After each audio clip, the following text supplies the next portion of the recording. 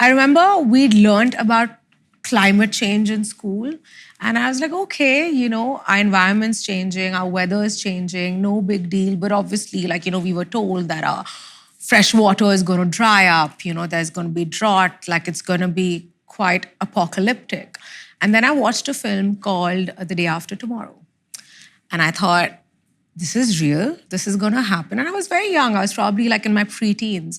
And I was like, this is going to happen and I'm going to drown, my family is going to drown, my city is going to drown. And, how am I going to save them? So I think that movie impacted me so deeply that I kind of started reading up. I started questioning my elders, people around me, and nobody seemed to care.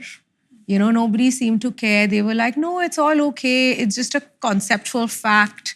It's not going to affect you. It's going to happen in the future. Your children are going to outlive it. We are not really going to see it. And I was like, okay. But then as I kind of went on in my journey, I realized that it's happening now, right? And it bothered me.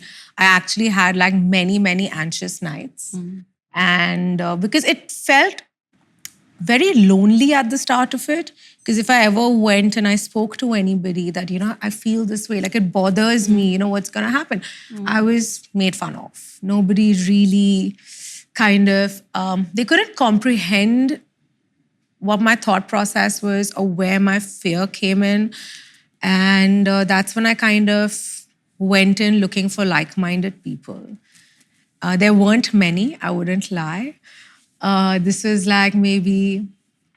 And then I became an actor and I realized that I have You wanted to work on climate before acting? Yes, way before acting. I was that child that if there was a national disaster, I would be on the roads collecting chanda. So I think I've always been an empathetic person. And I'll pay Bhumi a compliment, not because she's sitting in front of me, but when COVID was going on, we didn't know each other and somebody had connected us. And I was like Bollywood star, all of, what would we talk about really?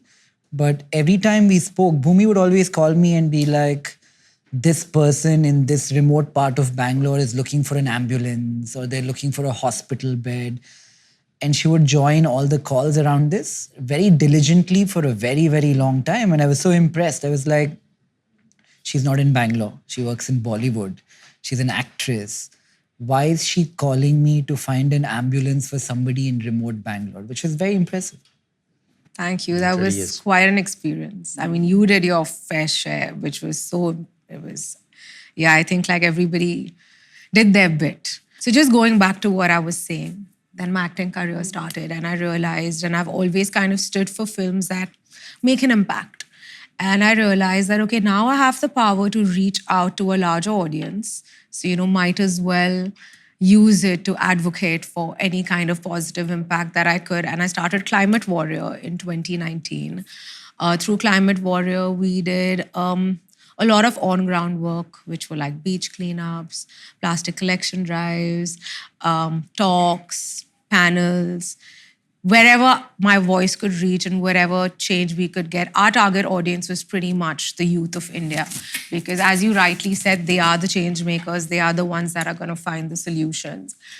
It's been quite a satisfying journey since I started Climate Warrior because I met a lot of like-minded people. So suddenly it didn't feel as lonely. And I was like, okay, there are people that understand why I get anxious or, there are people that actually want to bring about a change. And that's why I'm here. Sweet. Yes. Hi, I'm Nikhil Kamath. I'd love to know what you thought of the episode.